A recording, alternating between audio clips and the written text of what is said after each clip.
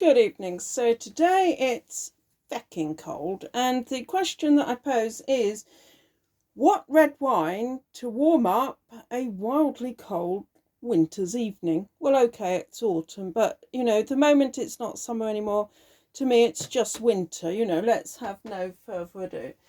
So here I am, busy at my desk, working on websites, House Effect books, WineZo, taking over the world one website at a time. And let's not fluff around. There's a wine that I was drinking earlier in the evening, but it's not really warming me up, so I found this. Now, I have also had a look online, and I've read a review from someone called Pianissimo, popular reviewer at Laithwaite's, who said, hedonistic wildness, absolutely lovely strawberry looks, fruit-filled nose, anise, nutmeg, bramble, blueberries, pepper, licorice, roast coffee beans, rosemary, forest mushrooms, wildly perfect Rhône, value for money. And until you've tasted this, you have no idea how lusty a red can be, seductive and sumptuous. Well, that seems to be a fairly all-round broad-minded sort of review for this one, so it does sound pretty good. And basically I just want to get outside of it as soon as I can, pretty much like a hunky man if you see one walking down the street, or one of those lovely bikini clad ladies that you see on beaches in other times of the year, but not this one. So basically what I want a red wine that's going to absolutely, with no doubt whatsoever, warm the cockles of my heart, my toenails, and every other little bit of me that isn't entirely enclosed in triple thermals. Not that I'm a wuss or anything, I can rough it with the best of them, but I don't rough it when it comes to wine. So this is Domaine Martin Plan de Dieu. Now, Village wine is one up from Côte de Rhône, which is one down from Village wine. And some of the famous ones: Chateauneuf de Pape, Gigondas, Vaccaray, Caran, Rasto. Well, this is Plan de Dieu. If it's God's plan, I suppose it's good enough for us. Probably. Let's give it, a good whirl. But what I must say is this entire area is laden with these huge pebbles which absorb the heat during the day and radiate it out at night, and they give you some of the most warm, fruited wines, Domaine Martin, in the world. So it's very, very difficult for any wine in the world to challenge the big spicy pepper kick, forest mushroom, and massive bramble notes of a good, indeed in this case fantastic, Rhône. Well, I've chosen a really big glass. It's my glass which takes a Guinness can, just to give it a bit of chance to aerate. And what we're looking for here is some fecking seductive warmth, just to distract me from how fecking awful it is fecking your way through winter. Winter for me starts around about November the 1st and lasts until around about April the 1st. Good grief. I don't know that I've ever opened a wine, and it's a relatively low price, very moderate. It's about £11–12, but I did buy it on promo, and I did buy it in a case of 12 with my, priority customer, blah, blah, blah. But honestly, the nose on this is just something else. Well, I don't know about seductive. I would want to stay in bed all day with this thing.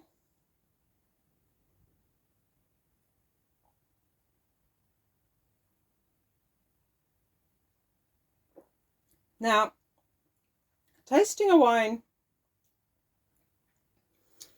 of any kind, but even these, on a slightly lowered room temperature evening, isn't massively obviously going to do it any favours, because these are warm wines that just want warmth. But my gosh,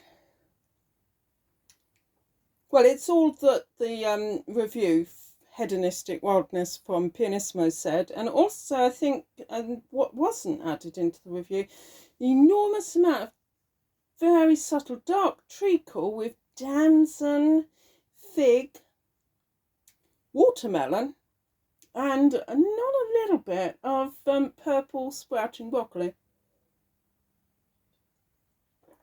The raw kind that you put in a smoothie, obviously.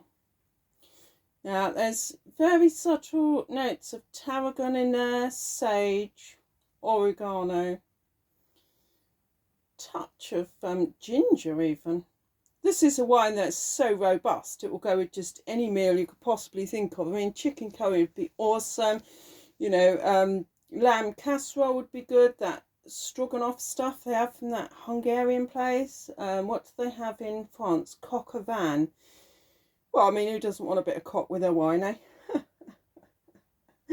And this is just the contender.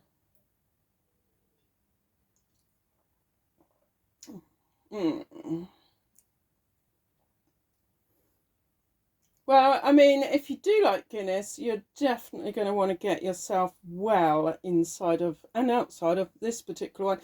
You know, I'm not making any really helpful comments. It's so black, I can't even see the bottom of the glass, never mind my hand for it.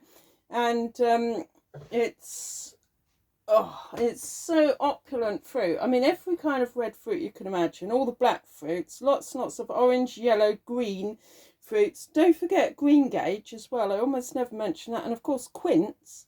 And then you've got all your forest notes, you know, your deer droppings and the left toenail off a toad. Do they have toenails? Well, sort of.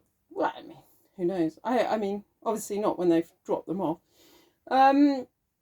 It's just got everything. It's got that mulch, but it's above all, it's just something that's, it reminds me of the gravy that you get in steak and ale pie, apart from obviously there's no ale in it as such. I couldn't say whether there's any steak in it or not. I didn't watch them manufacture. If that doesn't warm you, nothing will, honestly. It's better than a hot water bottle.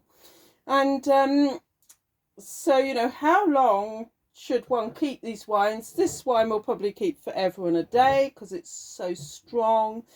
And how long will it keep? Well, I mean, it would keep with the cork back in it by my kettle for a good 10 days at least. But of course, it's probably not going to manage 10 minutes because it's just so fucking seductive, sumptuous, and did I say decadent?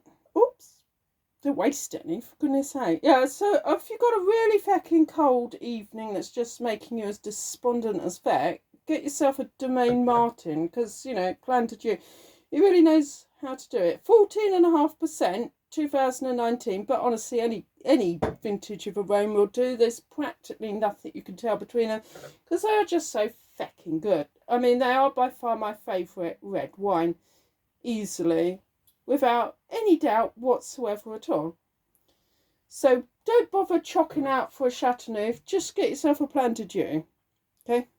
Just go with me on this one. It's got a lovely raised, you know, bottle. Gorgeous. It's just gorgeous to touch. And it's gorgeous to, you know, just,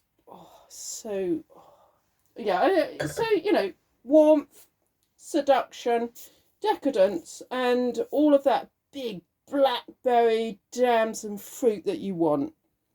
It's got it all in one glass. Everything. It's mainly Grenache, from France.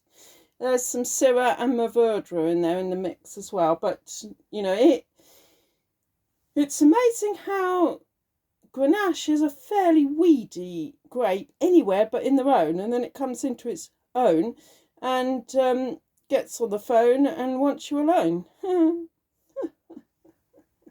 Honestly, I can't get enough of this stuff. And really, with, you know, village like this, which are as cheap as chips and as sturdy as a stallion, why would anyone want a Chateauneuf de Pape for 30 quid? I just can't answer that question, but feel free to comment below. And what does it go with? All the big hair, you know, venison, lamb, beef, and all your wonderful vegan efforts at keeping the end up in a cold winter. Try poached eggs with that. Ta-da! Oh, I'll leave a link below